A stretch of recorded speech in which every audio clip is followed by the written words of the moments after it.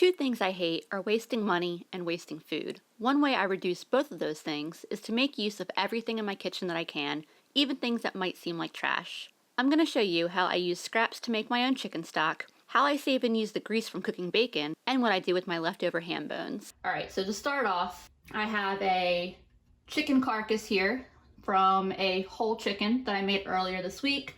Sometimes I use this, sometimes I use other chicken bones that I've saved and tossed in the freezer until I'm ready to use them. So first I'm going to go ahead and add that to the Instant Pot.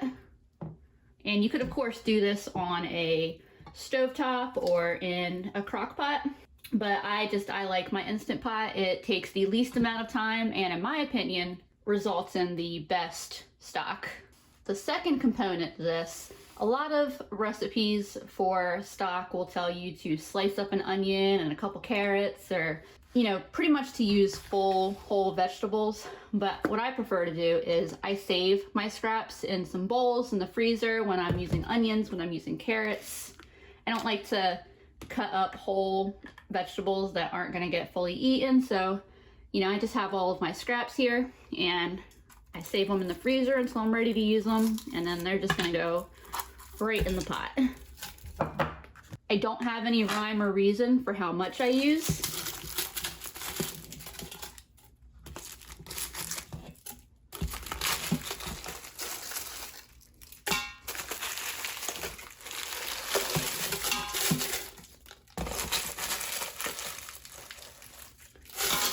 The onion skins are really great because it helps give the stock like a more of a rich brown color than it would otherwise have. If I had celery, I'd probably put celery in there too, but I haven't had celery in a little while. So I didn't quite use everything, but I'll go ahead and put this back in the freezer and then I'll just continue adding to it as I cook throughout the week. Now all I'm gonna do to get this going is add 3 quarts of water.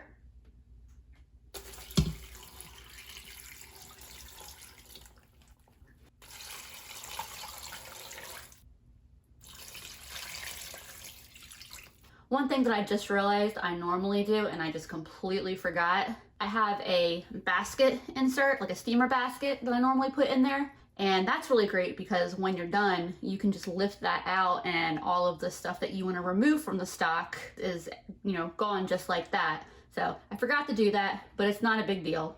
This is a low stress kitchen, so we're not worrying about it. So that's all there is. I'm just gonna put, I love the little music. So that's all there is to it. I'm just gonna put the lid on, make sure that the steamer valve is closed, and I like to put mine for 2 hours. And that is it. I'll let it go for 2 hours and then I will let the pressure release until the pin drops in the pressure cooker. But there's really no rush. You know, it's kind of one of those easy Saturday things that I'll just get to it when I get to it. The next way to reduce food waste in the kitchen and make your groceries go further is something that a lot of our grandparents probably considered, you know, that was just what you did. It was a normal everyday thing, but I don't see people doing as much anymore. And that has to do with cooking bacon and then saving the grease to use in other cooking. A lot of people I know nowadays, they just toss their bacon grease right in the trash, but it can add a lot of really delicious flavor and fattiness and smokiness to all kinds of dishes. So it never hurts to have a little extra bacon grease in the house. I haven't tried it yet, but I was even reading recently where you can add it to cookies.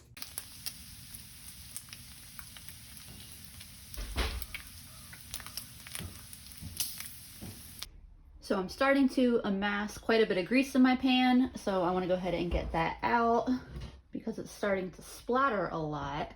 And what I'm going to do is just run it through this basic little strainer I've got just to get some of the bigger pieces out.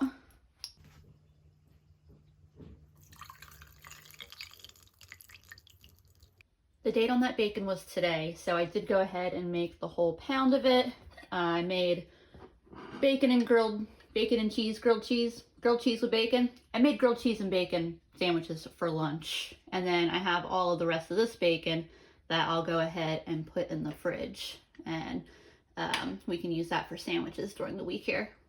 You can see all the bits that I strained out in my first pass here, and then I ended up with close to half a cup of bacon grease. For the next step, I just have this small mason jar. You can use really any kind of jar you want with a lid or whatever container you want. You could also use a plastic container. Just make sure that your bacon grease isn't too hot when you pull it in. And then this is just a coffee filter that I have rubber banded on top. You could definitely use a regular sized coffee filter, but I got these, someone was getting rid of them from one of those like big industrial coffee makers. Anyway, what you're gonna wanna do is just filter the bacon grease that you have here through the coffee filter, just because you wanna get as much of the actual bacon particles out of it as you can. Now, the way that my grandparents did it is you would just take your bacon grease and put it in like a coffee can that you would leave on your counter. This is one of those things where I'm gonna side with the food safety groups and go ahead and filter it and keep it in the fridge. If you choose the old-fashioned way, no judgment from me. I am, like I said, this is a chill kitchen. This is a low-stress kitchen. This is a judgment-free kitchen. I've definitely been known to spurn the advice of the food safety organizations, just to have a look at me around cookie dough. So it's gonna take a little bit for that to filter through, and that's fine. You know, just keep adding it as space becomes available. Looks almost like a happy little bacon grease flour, doesn't it? Or like an egg with a nice runny yolk. Look at that greasy bacon goodness. All right, and here is our liquid gold, so to speak. So this is gonna go in the fridge. I can add more cooled additional bacon fat later on down the road. Keeping it in the fridge, it should last months and months. You should definitely always use a clean utensil to remove the bacon grease from the jar, just to prevent introducing bacteria to the jar. You don't want it to go rancid. But yeah, this is ready to be used in all kinds of cooking. All right, it is a while later. It is dark outside. I pulled my bacon grease out of the fridge so that way y'all can see it. You can see that it has now solidified, and it is ready to just be spooned out and used as needed. I also went ahead and took my broth out of the Instant Pot. You can see that my sink is just full of water here. I filled my sink with cold water, and I went ahead and put the Instant Pot insert directly into it. I can do that because it's a metal insert, so the drastic temperature change isn't gonna make a big difference. You know, as usual, just be aware, you know, if you're attempting to use a glass bowl or something, just be mindful of putting really hot and really cold things together like that. I'm gonna go ahead and remove most of these big bits. Like I said, I usually have an insert here that I can just pull out, and that separates most of it. So I'm just gonna go ahead and run it through a strainer real quick, and that should take care of removing most of the things from it. All right, so I have some clean quart jars here. That's what I usually use to put my broth in. I like the wide mouth just because they're a lot easier to clean. I also like using these mason jars because I can put them in the freezer. If I'm not going to use the broth in the next 3 days, I'll go ahead and freeze it. And when freezing it, you want to make sure that you give the jar enough head. Some of these jars, this one's a cur jar, but I think the ball jars here have a mark right here that indicates the amount of room that you need to the top of the jar, so that way when the contents freeze, because you know when stuff freezes it expands and you don't want it to break the jar. Although I like to play it safe, so I usually don't fill these more than to right here, which is the 24-ounce mark. So the way I do this is just based on the things that I have in my kitchen and what I find easiest to do, easiest to clean. This is just the method I found that I like.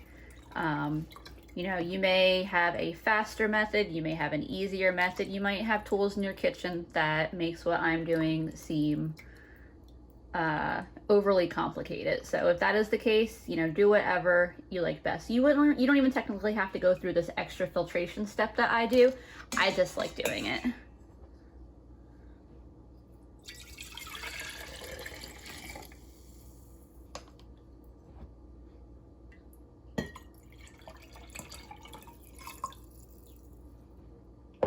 And you can see it really doesn't take very long to do.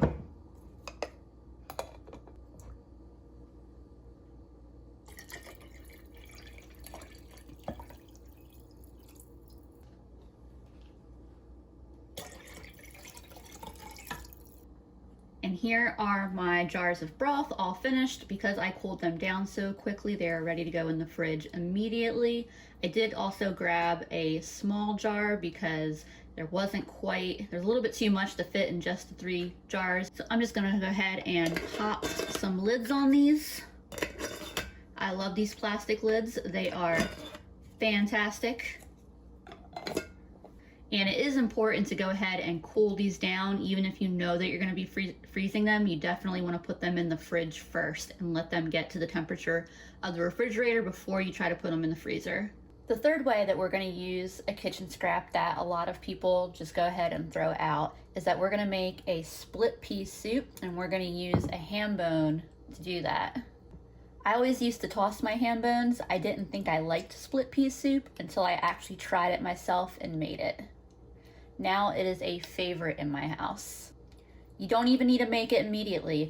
If you're burnt out of ham, you can just put the bone in the freezer, and whenever you get to it, you just pull it out and put it in your soup. First up, we're gonna go ahead and chop some vegetables. I'm trying out using my flashlight on my phone to get a little more light in here. I really need to figure out a better nighttime solution.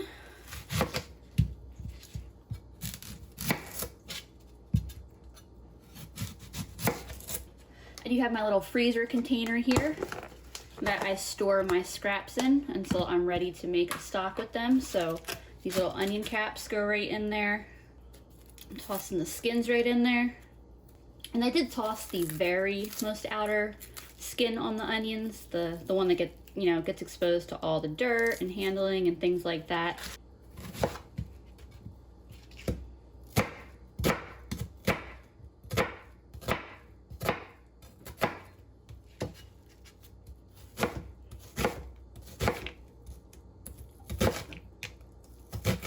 While I'm cutting these, I'm going to let my cast iron heat up. And instead of butter, I'm actually going to go ahead and use some of that bacon fat that we made the other day to go ahead and saute these in. See, it stays fairly soft and it comes out pretty easily.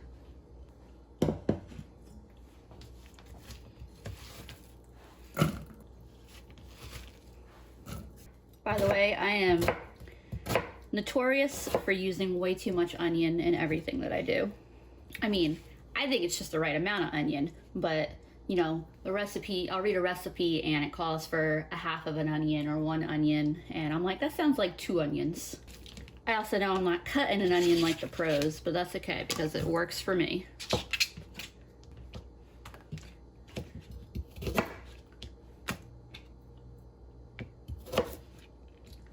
For my carrots, I'm just tossing the tops in with my onion skins.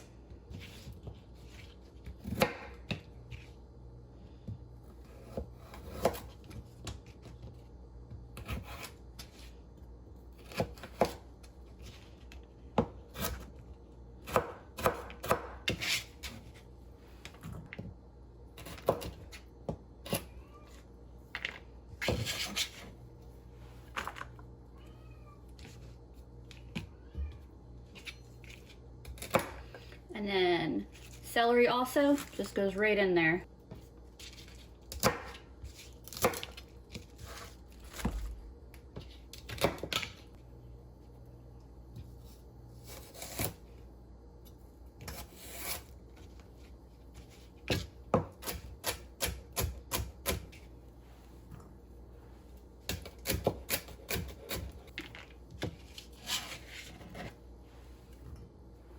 This is ready to go back in the freezer. And this bowl of deliciousness is about to go in my pan. So these are gonna get sauteed for just a few minutes until they're soft. All right, these are ready to go, so I'm gonna swing us back over to the counter. By the way, I don't know if y'all noticed, but I did not knock anything out of the pan while I was sauteing those. I'm super proud of myself. So anyway, I have 2 jars of my chicken stock that I made the other day. And since I only filled them to the 3-cup mark, that's about 6 cups that I'm putting in here. There's a little bit of fat floating on top, but I'm not worried about it.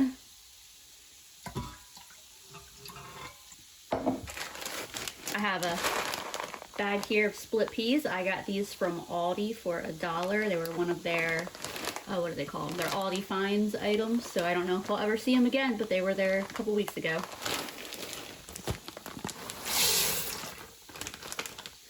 That whole pound goes in the Instant Pot. And then I have my ham bone that I pulled out of my freezer, and I made sure that it fits in my Instant Pot.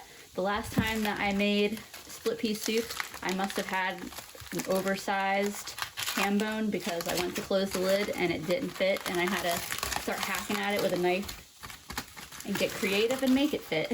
All right. He's got a little bit of meat left on him too, which was intentional for the soup.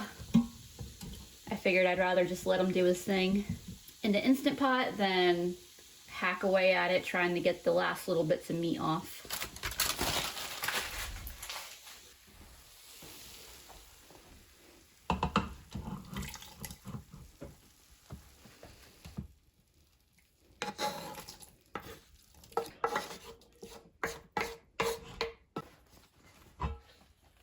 Alright, so the last thing I'm going to do before I pop the lid on this sucker and get them going is add a little bit of salt. I'm not adding too much, but I didn't add any salt to my broth when I made it, so that's why I want to add a little bit now, and then I'll taste it and adjust it if needed.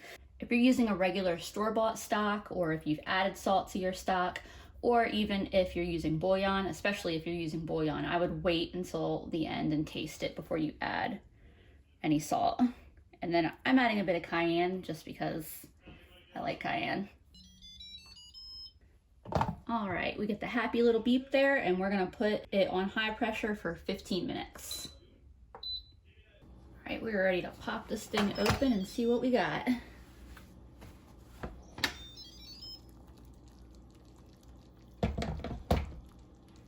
I'm gonna go ahead and grab a set of tongs here and get this bone out. With the bone out, I went ahead and gave this a real good stir. I added a little bit of salt and pepper to it. I'm happy with the way it tastes. I removed the meat, everything I could get off from this ham bone. Stuff that before it was in the Instant Pot was almost impossible to get off, pretty much just fell right off the bone.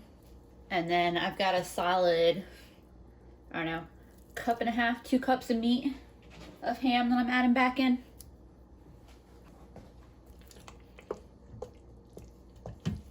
And I am ready to plate this up. And here's our finished, delicious split pea soup, which we really didn't even have to use that many ingredients for. I hope y'all enjoyed this video. Let me know in the comments if you have any other ways you like to use different odds or ends in the kitchen that might otherwise be tossed out. Thanks for watching, eat delicious food, and have a wonderful week.